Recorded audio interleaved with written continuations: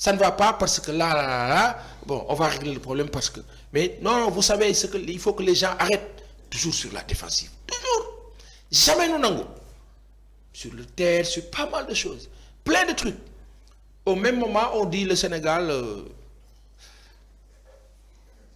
problème yi daal en tout cas bëri na parce que d'après la tribune nee na pour un objectif de collectif d'arachide en graines coque estimé à 30 000 tonnes la Sonacos n'engrange que 13 000 tonnes à ce jour 90% du personnel saisonnier est déjà en chômage les employés permanents en sursis faute de pièces d'échange depuis 4 mois les centrales thermiques sont à l'arrêt dégg naa la wax bi léegi lii Nabokor wax ni journal La Tribune génn ko tey ça veut dire quoi ça veut dire que depuis ce temps xanaa entreprise bi amul direction xanaa direction bi ñoom yëguñu li xew sunu kilifa bi Modou Diagne Fada certainement mu ngi noo seetaan wala mu ngi noo dégg wala ay service am mu ngi noo dégg dimbali leen nu ngeen woonu parce que mu ngi leen jot mais lii yëpp donte Alpha waxoon na ci mais Alpha indi woon na ay solution pourquoi bu ñu déggee kenn ci Sénégalais yi ennemi la mu wax problème yi nga xamante ne moom la société nationale yi wala entreprise nationale yi di jànkonteel indi ay solution démb monsieur Guèye mi ñu jot mënoon na peut-être régler monsieur Momar Gueye pour le terre mënoon na nekk solution tey Alpha Diallo pour la Sonacos mënoon na nekk aussi solution lan moo tax ñu leen ni dañ leen di ay sénégalais yu am njëriñ feneen amal njëriñ bëgg amal njëriñ non bëgg xoolal xam nga feneen sax dañ la naan kaay ñu fay la fii sénégalais bi dafa ne sama réew kaay ma dimbali leen mu ne ko buggunu parce que bokk ci ñun ñi yore bokk ci ñun da nga ñuy déranger da nga ñuy gêner da ngay yàq suñu deal c'est terrible problème mu dayoo la ñu am ci suñu nguur yi dayoo mooy ay kilifa yuy nangu dama la ne laajal Thierno Yom grand baal ma rek ma tudd la mu ngi Paris ancien footballeur un grand footballeur qui aujourd'hui est dans le milieu des affaires mais Yom qu'est-ce qu'il fait il est à la caisse de sécurité sociale à Paris il dit am naa projet nangam ànd ak ay partenaires ay bailleurs sur le solaire depuis plusieurs années il fait des va-et-vient nguur gi nekk fi amul réponse bu mujj bi c'est la Sénélec Pape Demba bi tey y a pas de réponse xam naa du ma ko bëgg a wax mais ba ma gëstoo man Yum waxuma ko waaye ba ma gëstoo laajte moo di ne am na keneen nee yaay wala ñeneen nee yaay ñu bokk ci nguur gi ñoo ñu xam ne ñoom dañoo am intérêt mais ak keneen donc le Sénégalais non c'est un mal catastrophique mais égoïsme ak égocentrisme baaxul ay yow nga jiite mbooloo mais sa bopp rek ngay gis dem signé diw pour parce que yow la nga cay am la dem toujours dans ces moo tax lii entreprise bu mel ni Sonacos warul am jafe-jafe diwlin warul cher Sénégal mais voilà tey nii lii journal bi bind nii demain wala dans la journée ils vont dire non demeewul noonu c'est faux on va démentir parce un État qui passe son temps à démentir voilà la situation si Modou Diagne Fada peut-être dinañu si leeral wala boog ay services am même si c'est pas lui qui va répondre ces services techniquement ils peuvent nous dire nous expliquer woo leen waay mën na am chargé de com mu ñëw mu waxtaan ak askan wi chargé de com bi du ma fi ñëw du Babacar Ndiaye ñëwoon na je pense am na ku fi ñëwoon je pense c'est lui si chargé de com bi moo fi ñëwoon c'est vrai Babacar woonu waay moo ñëwoon amoon na waxtaan ak Socé Babacar woonu d'accord ajaratu mami naam doy na waar Sonacos en perte de vitesse mu nekk lu doy waar waaw j'étais en train de parcourir quelques articles justement ci Sonacos et je vois benn article boo xam ne mu ngi daté du 21 juillet 2022 article de Jeune Afrique muy wax ne le Sénégal huilier Sonacos veut croire à sa relance et je parle de 2022 xam nga man lu ma jaaxal dans toute cette affaire là Nabokor oui ma grande mooy pourquoi dans ce pays là ces entreprises parce que quand on se renseigne même sur Wikipédia lim lay wax mooy la date de création 1975 Sonacos anciennement Suneor est la première société agroalimentaire du Sénégal principal partenaire des agriculteurs de la filière arachide du Sénégal et première société d'huile de table du Sénégal donc am na ci ay dawlin yoo xam ne dañ koy jëfandikoo niinal ak yooyu Sonacos moom moo koy liggéey te wax naa fi démb bien avant ñuy gis li nga xam ne moom mooy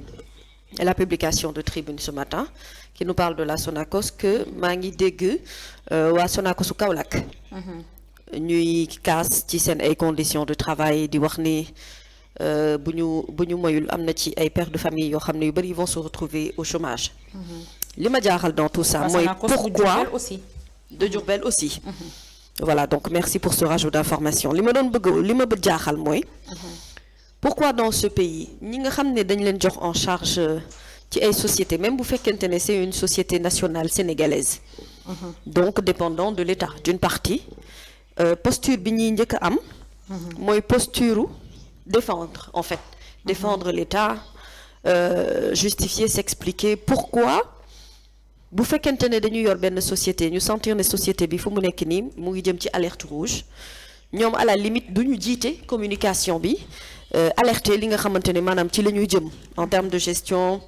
en termes de difficultés yi nga xamante ne moom la entreprise bi di jànkonteel et surtout vis-à-vis des travailleurs yi fay liggéey parce que pour man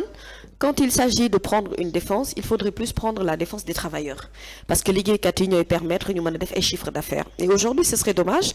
que benn société bu mel ni Sonacos ñu daal di perdre lépp lu ñu am en termes de rentabilité